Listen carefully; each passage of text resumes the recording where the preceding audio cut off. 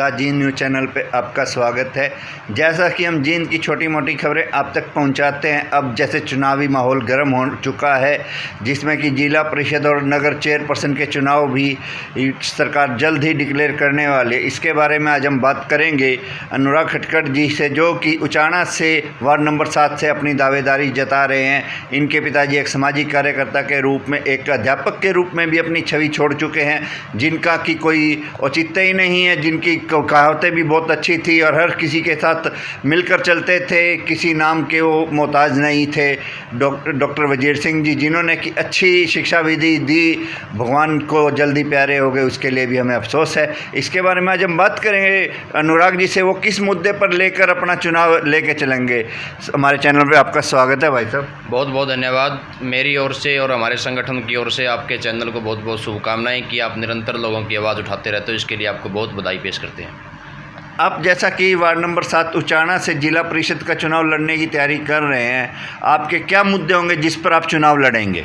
देखिए, जहाँ तक मैंने घूम करके उचाना विधानसभा क्षेत्र में मैं गया हूँ, और अगर उसकी बात करूँ वार्ड नंबर 7 की, तो जिला परिषद के वार्ड नंबर 7 में 8 गांव आते हैं, जिसमें 76 मांडी, लोदर, अलीपुरा, खेड़ा और काबरसा और दोनों सुदकेण खुर्द और सुदकेण कला, ये 8 गांव आते हैं।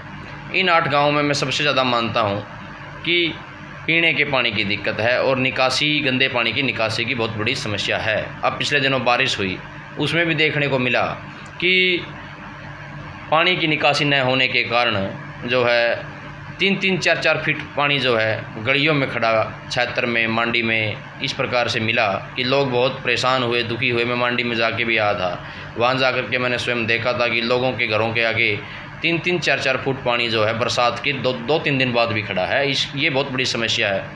और गलियों की समस्या है, कीचड़ की समस्या है, कूड़े कचरे की समस्या है, गोघाट और पशु घाट की समस्या है, शमशान घाट की साइड चरदीवारी की समस्या है, CHC और PHC और स्कूलों में स्टाफ नहीं है। इस प्रकार से अनेकों समस्याएं जो है, मैं मानता हूं कि लोग अपनी मूलभूत सुविधाएं प्राप्त नहीं कर पा रहे, और मेरा एक ही उद्देश्य होगा कि लोगों को उनकी मूलभूत सुविधाएं मिले। ये मेरा जो है पहला उद्देश्य है इस चुनाव में होगा। अगर आप लोगों की समस्याओं को देख रहे हैं, तो मैं जहाँ तक देख रहा हूँ, मैं उस गांव में भी गया हूँ, सुदकेन में, जहाँ से एक ओलंपिक के लिए तैयारी कर रही थी लड़की, विकास राणा। स्किलिंग गेम है, जो कि अच्छा महंगा गेम भी है, सब कुछ है, और पहले गोल्ड मेडलिस्ट भी रही है, पर उसको सरकार द्वारा कोई मदद नहीं दी गई, उसकी तरफ किसी ने देखा तक नहीं। उसके लिए आपने कुछ करने का सोचा है? आपके नज़र में आया कुछ इस तरह से? विकास राणा ना केवल सुदकेण खुर्द गाँव की जो है प्रतिभाशाली बेटी है, बल्कि उचाना हल्के की, जींद जिले की और हरियाणा की मैं उसको मानता हूं कि उसने नाम रोशन देश और प्रदेश में करने का काम किया है।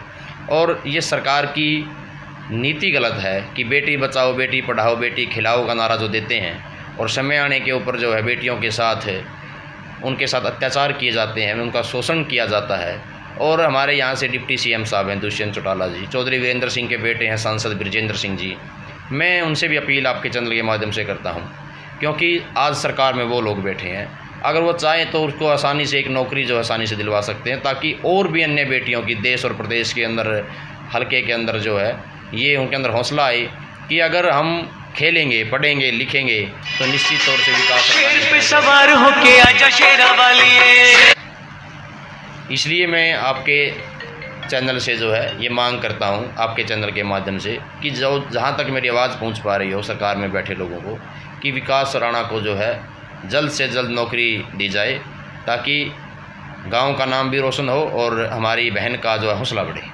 वो नौकरी की बात नहीं करती, वो सरकार से मदद चाह रही है कि अब जैसे ओलंपिक में इस गेम को शामिल किया गया है, उसमें वो पार्टिसिपेट कर सके, पर उसको कोई मदद नहीं मिल रही। उसने स्वास्थ्य मंत्री से भी बात की, तो मुख्यमंत्री से बात की, उन्होंने एक ही बात कह के अपना पल्ला झाड़ दिया कि इस गेम को हमारी सूची में शामिल नहीं किया गया। तो ये संविधान उनके हाथ में है बनाना, फिर भी वो इस बात को कह रहे हैं भाई हमारे संविधान में ये गेम शामिल नहीं है। सरकार की गलत नीयत और नीतियों की वजह से आज हज़ारों हमारी बहनें, बेटियां जो इस प्रकार से अपनी प्रतिभा दिखाने से वंचित रह जाती है, इसका हमें बहुत खेद है। और जहां आप मदद की बात करते हैं, ये भी मैं मानता हूं कि नौकरी मिलना भी एक सरकारी मदद ही आ जाता है। नौकरी के साथ साथ अगर उसको खेलने के लिए उसका जो भी उसका खर्च आए गेम में जाने का, वो भी अगर सरकार या कोई सांसद या कोई विधायक जो है मुहैया कराए तो बहुत अच्छी बात होगी। और आपके आगे चुनाव जैसे नज़दीक हैं, जल्द ही घोषित कर सकती है सरकार, आपके मुद्दे क्या होंगे, मेन मुद्दे आप किस पर शामिल लेकर चलेंगे? जो आप पानी की समस्या बता रहे हैं, पानी पीने का हो या निकासी की हो, वो तो पूरे ही हरियाणा में अपना मुंह तोड़ जवाब दे रही है, सरकार उसके ऊपर कोई कार्य नहीं करी। उसके अलावा आप क्या मुद्दे लेकर चल रहे हैं? देखिए, गलियाँ कीचड़ से जो है सनी हुई है और आने जाने का कोई बाहर का आदमी, कोई रिश्तेदार, कोई गुआंढी सुआंढी आता है तो गांव का दृश्य जो है एक अलग प्रकार का दिखाई देता है। मैं चाहता हूं कि गांव साफ़ सुथरा दिखाई दे, गांव के अंदर स्वागत द्वार बने, एंट्री में गांव की पंचायत की ओर से बाहर से आने वाले व्यक्ति का स्वागत किया जाए। उसी के साथ स्कूलों में अच्छा स्टाफ हो, अच्छे बच्चे पढ़ें, अच्छी शिक्षा मिले, उनको जो है स्वास्थ्य सेवाएँ जो हैं कम से कम मानता हूँ डिलीवरी की व्यवस्था जो है हर गांव वाइज होनी चाहिए। और पुस्तकालय गांव के अंदर बने ताकि गरीब का बच्चा और अमीर का बच्चा एक होकर के जो है उस पुस्तकालय में पढ़ाई करे और एक जो समानता भी उनमें नज़र आनी चाहिए। उसके साथ साथ जो है खिलाड़ियों के लिए जिम का सामान उन्हें मिले, ट्रैक की व्यवस्था हो और जो है इस प्रकार की मैं चाहूँगा कि अगर मुझे मौका मिला, लोगों ने मुझे अवसर दिया तो निश्चित तौर से जो है हर वर्ग का ध्यान रखते हुए जो है महिलाओं के लिए भी सिलाई सेंटर की व्यवस्था होगी। और एक और मैं आपके चैनल के माध्यम से बताना चाहता हूँ कि अगर मुझे अवसर मिलता है तो मैं स्कूटी और गाड़ी जो है महिलाओं को फ्री में सिखाने का जो है काम करूँगा। हर गांव वाइज जो है स्कूटी और गाड़ी भेज करके हमारी बहनों को जो विशेष तौर से कॉलेज में पढ़ने जाती है, बड़ी क्लासेज में पढ़ने जाती हैं, उनको इस प्रकार की बिल्कुल फ्री जो है ड्राइविंग जो है सिखाई जाएगी। ये थे अनुराग खटकर के चुनावी वादे। अब इनका ये देखना है, चुनावी घोषणा पत्र इन्होंने अपना तैयार किया हुआ है और इस घोषणा पत्र पर कितने कामयाब उतरते हैं। जैसा कि सरकारों ने अपने घोषणा पत्र तो दिखा दिए, इन्होंने भी अब अपना आईना चुनावी पत्र का आपके आगे रख दिया है। अब ये देखने की बात है ये इस वादों में कितने खरे उतरेंगे, वो तो वक्त बताएगा। वक्त के गर्भों में क्या छिपा है उसको कोई भी नहीं जान सकता। इनके दिल में क्या इन्होंने अपनी दिल की बात रख दी, आगे आने वाला समय बताएगा। चुनाव में जनता इनको मौका देती है, ये अपने वादों पर कितना खरा उतरते हैं। जय हिंद, जय जवान, जय किसान।